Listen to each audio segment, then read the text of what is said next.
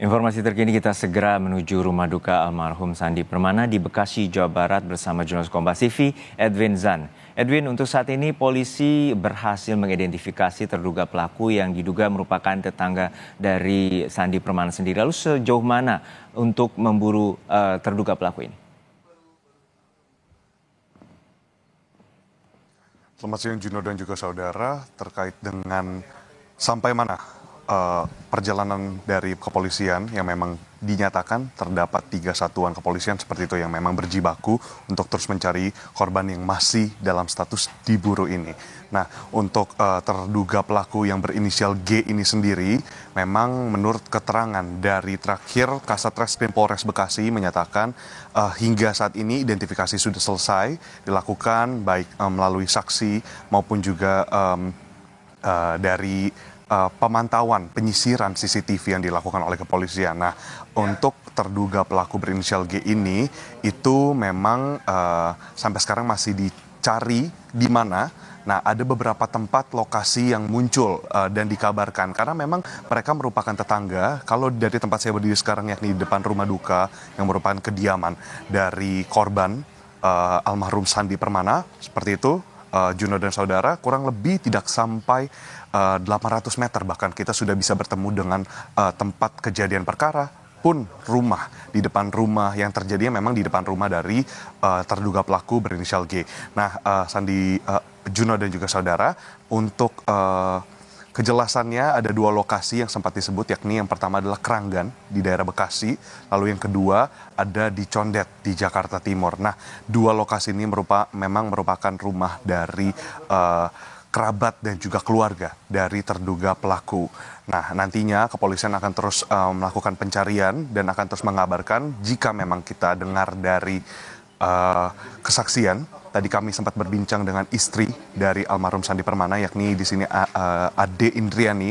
Di sini Ade menyatakan memang polisi masih terus memberikan update terkini, baik melalui sambungan telepon seluler seperti itu atau bahkan bertemu langsung. Tadi malam polisi sempat datang setelah pemakaman yang dilaksanakan pukul 10 malam di TPU Cibarusah. Nah, berikutnya kita akan lihat bagaimana perkembangannya dan tentunya jika memang ada 2 hal yang boleh kita lanjutkan dari identifikasi yang dilakukan dari cerita-cerita tetangga dan juga saksi yang berada di tempat kejadian di perumahan TNI Polri Cibarusah ini, Kabupaten Bekasi, Jawa Barat, adalah terdapat 2 hal. Yang pertama adalah bagaimana persepsi warga terkait dengan terduga pelaku. Nah, terduga pelaku ini dinilai oleh keluarga dari korban merupakan sosok yang sebenarnya tidak begitu bergaul. Cukup berbeda dan cukup kontras untuk kepribadiannya dengan korban. Lalu yang kedua, menurut pengakuan dan juga klaim dari keluarga, untuk kejadian ini terjadi begitu cepat di mana memang korban biasanya tiap hari Minggu memang akan mengunjungi rumah yang satu lagi yang berada kurang lebih tidak jauh 1 kilometer dari rumah ini, tempat saya berdiri sekarang, akan melaksanakan aktivitas mingguan, yakni memberikan makan pada ternak. Nah, ketika kembali ke rumah dan mengunjungi tetangga yang ada di seberang rumah dari terduga pelaku, di sana terduga pelaku dan juga korban berinteraksi. Terdapat cekcok, mungkin dari keterangan Ketua RT tadi kami sempat juga berbincang sedikit sebelum melaporkan adalah ada beberapa obrolan yang nampaknya berseteru seperti itu, dan akhirnya dari sana terduga pelaku yang sedang memangkas tumbuhan yang memegang alat senjata tajam seperti itu ya, yang perkakas yang digunakan untuk memangkas tanaman digunakan sebagai senjata tajam untuk melakukan beberapa melukai dan juga penikaman terhadap korban. Juno. Iya, Edwin, untuk saat ini polisi belum mengungkap terkait dengan apa sebenarnya motif dugaan pembunuhan ini.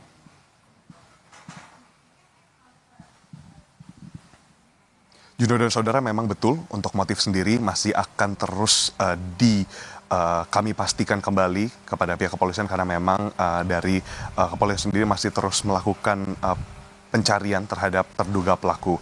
Nah, untuk beberapa motif yang tadi juga sempat kami tanyakan gitu ya, bukan hanya motif tapi juga bagaimana dari pihak keluarga ini sebenarnya ikut kaget dan bertanya-tanya mengapa hal ini bisa terjadi, karena memang hal ini terjadi begitu cepat. Kronologinya jika dilihat dari CCTV rumah yang dilakukan mandiri oleh keluarga, tadi disebutkan oleh istri dari korban, memang pukul 7 pagi korban berangkat, lalu kurang lebih 7.20 sempat kembali ke rumah, lalu tidak sampai 7.50, tidak sampai pukul 8 pagi di hari Minggu kemarin, korban akhirnya sudah berlari ke rumah tetangga, dan dari sana tetangga yang membawa ke rumah sakit juga sudah berangkat ke rumah sakit, lalu ada beberapa tetangga yang datang ke rumah untuk memanggil istri menemani korban untuk kemudian mendapat pertolongan pertama di Rumah Sakit Harapan Mulia Cibarusah.